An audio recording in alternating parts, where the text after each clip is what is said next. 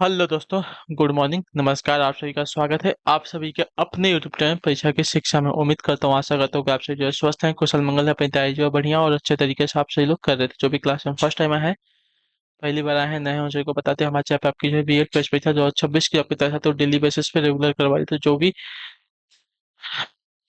पहली बार आए हैं, नए हैं, चैनल को सब्सक्राइब कर लेंगे। ठीक है, क्लास का समय देख लीजिए। जीके जीएस की जो क्लास है सुबह 10 बजे, रीजनिंग की क्लास जो है दोपहर को 1 बजे, कला की जो क्लास है शाम को 4 बजे, हिंदी की जो क्लास है रात को 8 बजे।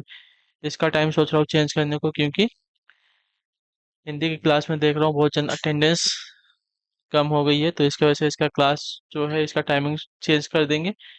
मे बी 7 बजे के आसपास जो है इसको वापस कर देंगे। ठीक है, तो 7 बजे के आसपास जो है हिंदी की क्लास आपकी वापस आ जाएगी। चलिए, नीचे डिस्क्रिप्शन आपको इंस्टाग्राम टेलीग्राम का लिंक मिलेगा, तो इंस्टाग्राम पे फॉलो करेंगे, टेलीग्राम चैनल को ज्वाइन करेंगे। टेलीग्राम चैनल पर डेली बेसिस पे क्लास का अपडेट, एग्जाम का अपडेट और जो पीडीएफ है आपको देखने को मिल जाएगा। तो आप लोग जो है टेलीग्राम चैनल को ज्वाइन कर लेंगे। ठीक, चलें क्लास स्टार्ट करें बिना किसी देरी के। एक एक क्वेश्चन आपके एग्जाम के लिए बहुत इंपॉर्टेंट, ध्यान से देखेंगे, समझेंगे और उसका उत्तर देने की कोशिश करते हुए साथियों आगे बढ़ेंगे। और क्लास स्टार्ट करने से पहले जिसने अभी तक क्लास को लाइक नहीं किया, लाइक करेंगे, शेयर नहीं किया, शेयर करेंगे, और जिसने अभी तक चैनल को सब्सक्राइब नहीं किया, चैनल को सब्सक्राइब करेंगे। चलिए, पहला क्वेश्चन क्या देगा। आराम करने वाले व्यक्ति की नाड़ी की दर आराम आमतौर पर जो है प्रति मिनट रिक्त स्थान धड़कन के बीच होती है। कितने धड़कन के बीच बताइए।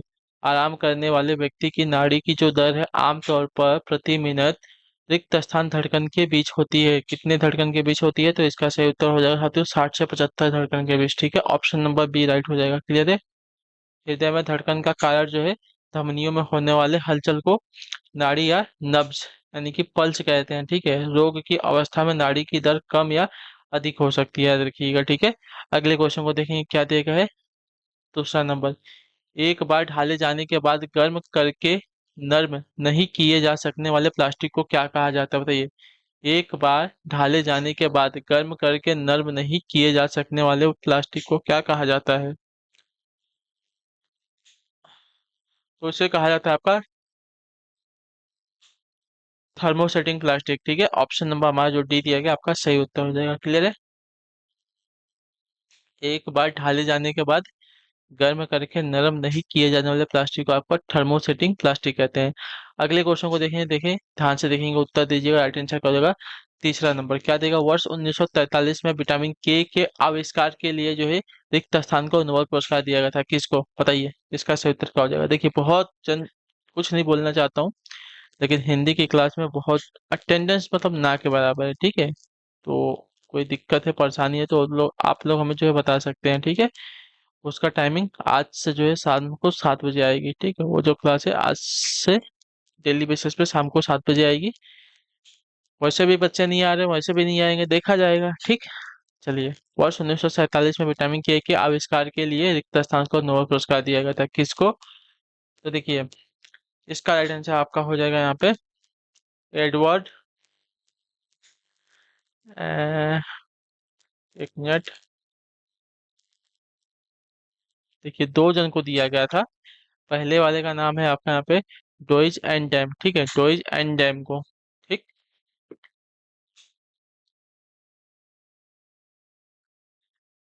डॉइज एंड डैम, इन दोनों को जो है 1947 में विटामिन के आविष्कार के लिए क्या तो नोबेल पुरस्कार दिया गया था। अगले क्वेश्चन को देखेंगे, चौथा नंबर। ठीक है, और जिसने अभी तक बीएड का फॉर्म नहीं भरा है तो फॉर्म भर लीजिएगा। ठीक है, क्योंकि बीएड का फॉर्म अभी लाइव चल रहा है, तो जिसने अभी तक फॉर्म नहीं भरा है भर लीजिएगा। ठीक, चलिए।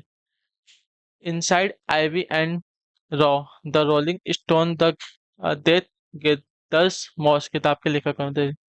इनसाइड आईवी एंड रॉ the rolling stone that gathers moss, किताब के लेखक कौन है। तो इस किताब के लेखक की अगर बात की जाएगी तो आपका राइट आंसर हो जाएगा के शंकरन नारायण। ठीक है, ऑप्शन नंबर जो सी दिया गया आपका राइट आंसर हो जाएगा। इस किताब के लेखक है। अगले क्वेश्चन को देखेंगे, आपका पांचवा नंबर क्या देगा। एक अनधिकृत कंप्यूटर प्रोग्राम एक अधिकृत कार्यक्रम की तरह व्यवहार करता है, जिससे वह वास्तव में क्या कर रहा है उसे छुपाता है। इस संभवतः क्या कहते हैं इसे बताइए।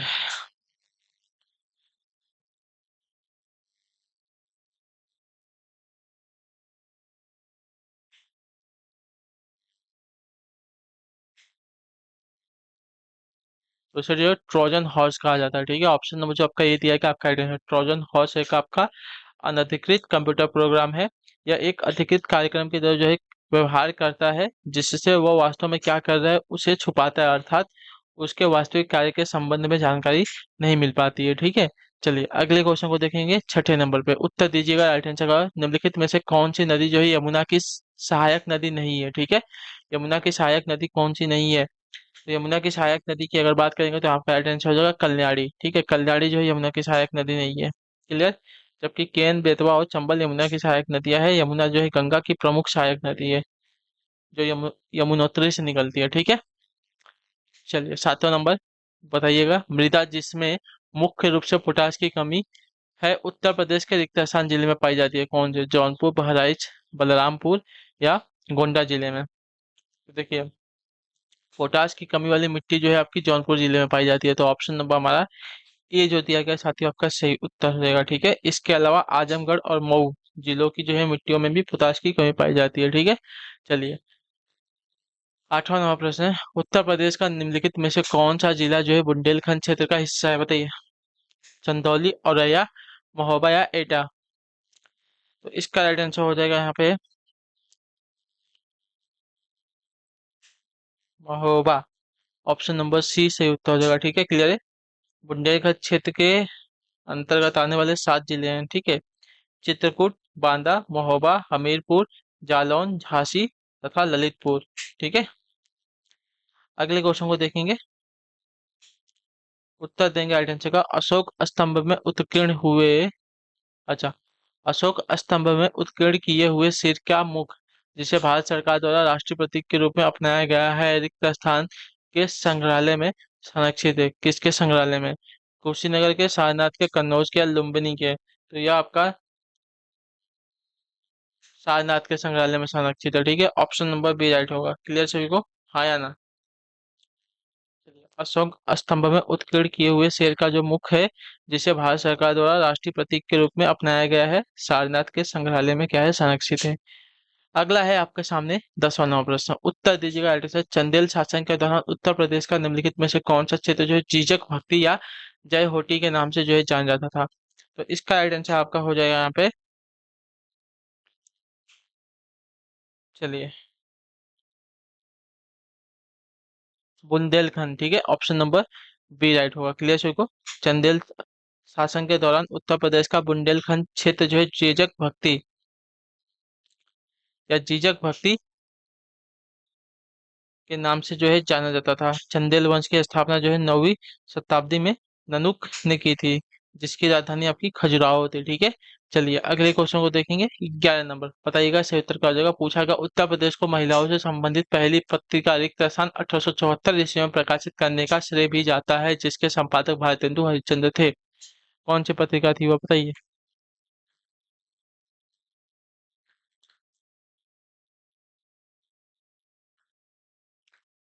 चलिए उत्तर दीजिए। तो वह पत्रिका का नाम है आपका बाल बोधनी। ठीक है, ऑप्शन नंबर जो आपका ये दिया गया है, सही उत्तर हो जाएगा। क्लियर। अगला प्रश्न 12 नंबर। प्रसिद्ध सितार वादक नवाब इनायत खान उत्तर प्रदेश के रिक्त स्थान से संबंधित है, किससे? बताइए सही उत्तर।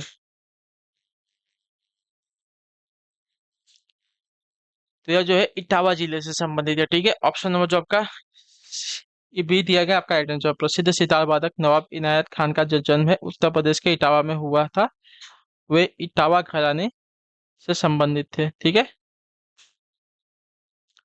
चलिए क्वेश्चन नंबर 13 है। तीसरी बौद्ध परिषद किस शहर में आयोजित की गई थी? तीसरी बौद्ध परिषद जो है किस शहर में आयोजित की गई थी, इसका सही उत्तर बताइए।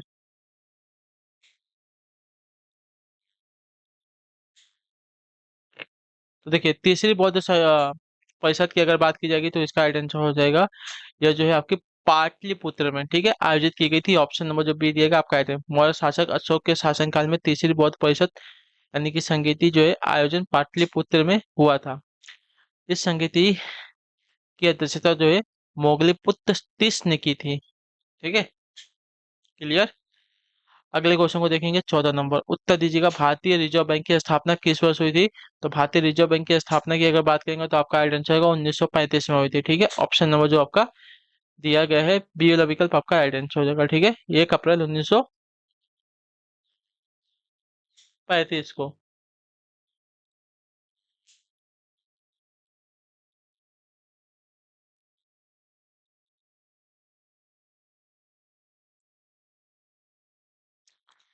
चलिए अगले क्वेश्चन को देखेंगे। 15 नंबर उत्तर दीजिए राइट आंसर का। चम्माचेरी कुन्नी नंबर नायर निम्नलिखित में से किस नृत्य रूप में एक उल्लेखनीय नर्तक है, बताइए। तो इसका राइट आंसर आपका हो जाएगा यहाँ पे कथकली, ठीक है। ऑप्शन नंबर ए सही उत्तर होगा साथियों, क्लियर। चलिए अगले क्वेश्चन को देखेंगे। 16 नंबर भारत के संविधान का निम्नलिखित में से कौन सा भाग जो है नागरिकता से संबंधित है, बताइए। नागरिकता से संबंधित वाला कौन सा भाग हो जाएगा भारतीय संविधान का, तो आपका राइट आंसर यहाँ पे हो जाएगा भाग 2, ठीक है। इसमें अनुच्छेद आपका आ जाएगा 5 से 11, ठीक है। चलिए अगले क्वेश्चन को देखेंगे।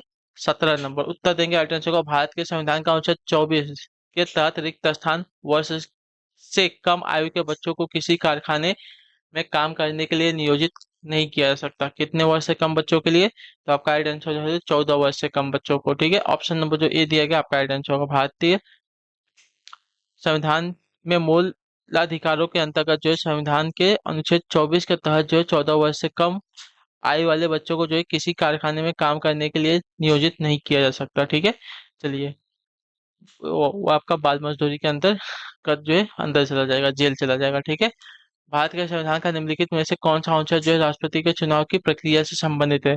राष्ट्रपति के चुनाव के संबंधित आपका प्रक्रिया यहाँ पे क्या हो जाएगा, तो राष्ट्रपति के चुनाव से संबंधित प्रक्रिया आपकी अनुच्छेद 55 हो जाएगी, ठीक है। ऑप्शन नंबर आपका बी राइट होगा, क्लियर है सभी को।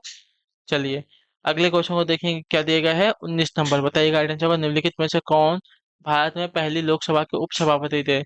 भारत में पहली लोकसभा के उपसभापति कौन थे, तो इसका राइट आंसर आपका हो जाएगा एम अनंत सयानम अयंगर थे, ठीक है। एम अनंत सयानम अयंगर जो है पहली लोकसभा के उपसभापति थे, तो ऑप्शन नंबर हमारा सी सही उत्तर है। चलिए 20 नंबर क्वेश्चन आपके सामने आ गया है। पूछा है भारत के संविधान का अनुच्छेद 66 किससे संबंधित है। तो अनुच्छेद 66 की अगर बात करें तो आपका उपराष्ट्रपति के चुनाव से संबंधित है, ठीक है। और अनुच्छेद 55 आपका राष्ट्रपति के चुनाव से संबंधित है, क्लियर सभी को। चलिए अगले क्वेश्चन को देखेंगे। 21 नंबर सीरिया की राजधानी क्या है। सीरिया, तो सीरिया की राजधानी की अगर बात करेंगे तो आपका राइट आंसर होगा दमिश्क, ठीक है। ऑप्शन नंबर हमारा बी सही उत्तर है। चलिए अगले क्वेश्चन को देखेंगे। 22 नंबर क्या देगा, म्यांमार की मुद्रा निम्नलिखित में से कौन सी है। म्यांमार की मुद्रा निम्नलिखित में से कौन सी है, तो म्यांमार की मुद्रा की अगर बात करेंगे तो आपका राइट आंसर यहाँ पे क्यात है, ठीक है। म्यांमार की मुद्रा आपकी क्यात हो जाएगी। अगले क्वेश्चन को देखेंगे क्या देगा है। 23 नंबर निम्नलिखित में से कौन सी नदी जो है बंगाल की खाड़ी में नहीं गिरती है। बंगाल की खाड़ी में कौन सी नदी नहीं गिरती, नर्मदा, कावेरी, कृष्णा या गोदावरी। तो इसका राइट आंसर आपका हो जाएगा साथियों यहाँ पे हाँ नर्मदा नदी, ठीक है। नर्मदा नदी जो है बंगाल की खाड़ी में नहीं गिरती है, तो ऑप्शन नंबर जो ये दिया गया आपका राइट आंसर होगा, क्लियर सभी को इसके बारे में। चलिए अगले क्वेश्चन को देखेंगे। 24 नंबर क्या देगा, मानवाधिकार कार्यकर्ता कृति भारती किस सामाजिक बुराई के विरुद्ध जो लड़ाई में शामिल है, बताइए। मानवाधिकार कार्यकर्ता जो कृति भारती है किस सामाजिक बुराई के विरुद्ध जो है लड़ाई में शामिल है, तो इसका इसका सही उत्तर आपका हो जाएगा यहाँ पे बाल विवाह, ठीक है। ऑप्शन नंबर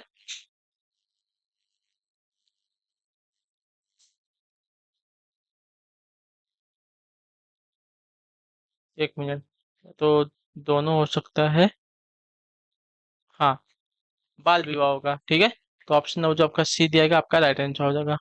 कृति भारती जो आपकी बाल विवाह सामाजिक बुराई के विरुद्ध जो है लड़ाई में शामिल है। अगले क्वेश्चन को देखेंगे। 25 नंबर आखिरी क्वेश्चन, खून में कुछ कोशिकाओं में उपस्थित खून में कुछ कोशिकाओं की उपस्थिति के कारण जो है रक्त के थक्के का गठन होता है। इन कोशिकाओं को क्या कहा जाता है, बताइए। इन कोशिकाओं को क्या कहा जाता है, तो इन कोशिकाओं को आपका थ्रोम्बोसाइट कहा जाता है, ठीक है। ऑप्शन नंबर जो आपका डी दिया गया आपका राइट आंसर होगा, ठीक है, जो कि विटामिन के की कमी के कारण होता है, क्लियर। चलिए तो इसी के साथ जो क्लास है आज की यहीं पे पूरी होती है, कंप्लीट होती है। उम्मीद करता हूँ आपको क्लास जो अच्छी लगी, पसंद है तो अपना जो फीडबैक है क्लास का नीचे कमेंट में क्लास अच्छी लगी लाइक करके चैनल पहले चैनल को सब्सक्राइब करके जाएंगे। हम आपसे मिलेंगे आपकी अगली क्लास में, तब तक के लिए टाटा बाय बाय, जय हिंद जय भारत। आपसे क्लास से जुड़ने के लिए बहुत बहुत ही धन्यवाद साथियों।